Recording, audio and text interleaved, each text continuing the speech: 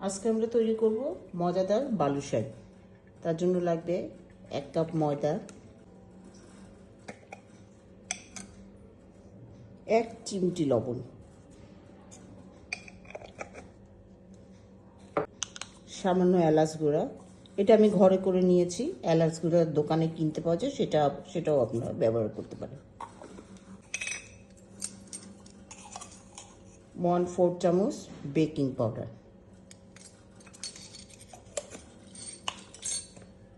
এটাকে এখন ভালো করে মিশিয়ে নিতে হবে।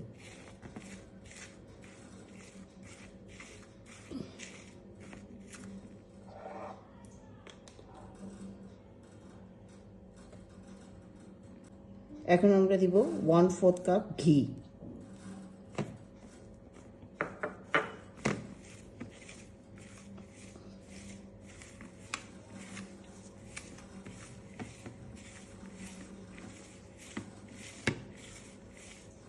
ভালো করে মাখিয়ে নিতে হবে।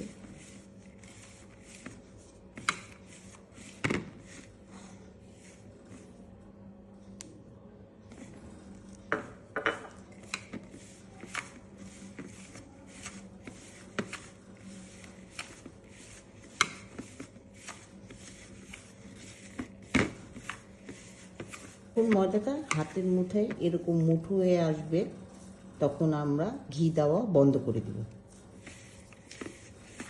গ্রাম দুধ জাল দিয়ে রেখেছিলাম।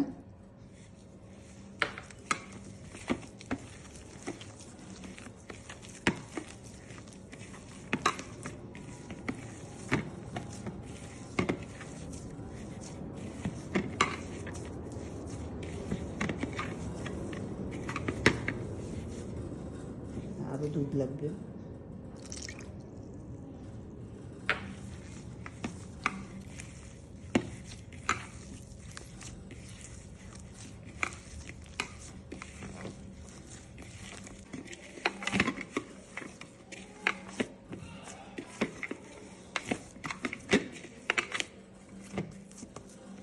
যখন এরকম ময়ান হয়ে যাবে, একটু সামান্য ঘি দিয়ে এরকম মেখে 15 মিনিটের জন্য ঢেকে রেখে দিব।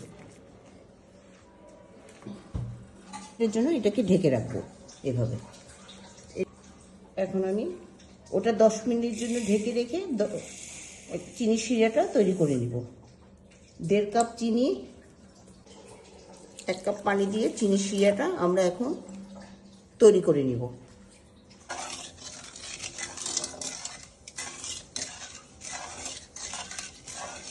ভালোভাবে ময়ান করে নিতে হবে। শুধু ময়ান করে নিলেই হবে না,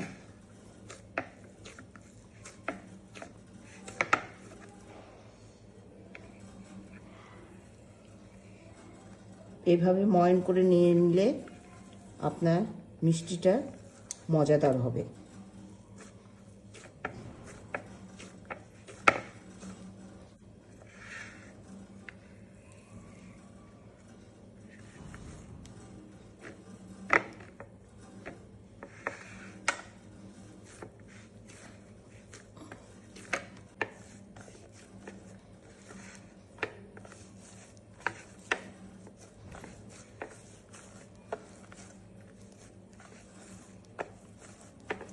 আমার ময়ান এখন মিষ্টিগুলো তৈরি করার জন্য এরকম একটা শেপে আনতে হবে আমাদের।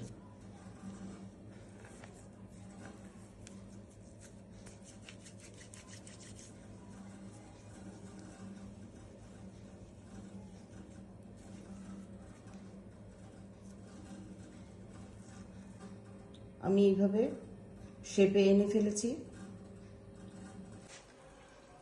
তেল আমরা বেশি গরম করব না, হালকা গরম হলেই আমাদের মিষ্টিগুলো দিয়ে দিতে হবে।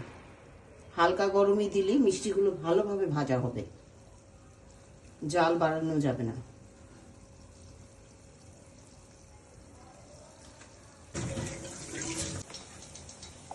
এভাবে নেড়ে নিতে হবে, উল্টিয়ে দিতে হবে আমাদের।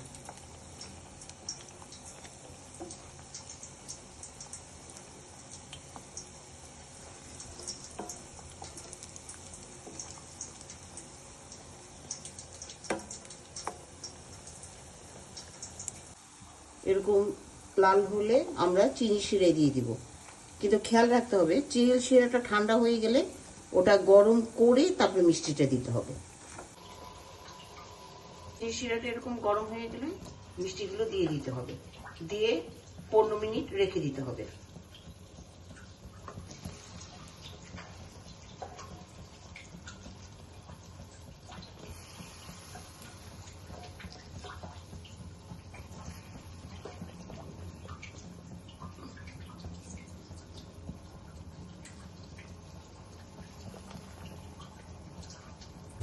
মিষ্টিগুলো ভিজে গিয়েছে, এখন আমরা তুলে ফেলব।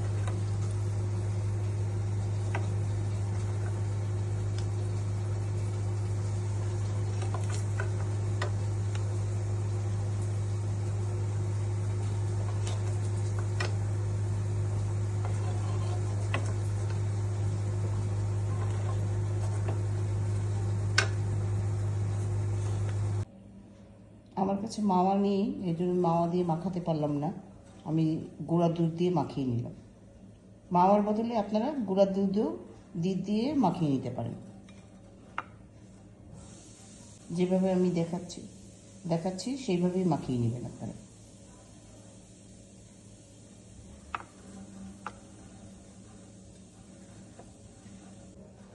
এখন তৈরি হয়ে গেল মজাদার বালুশাহী।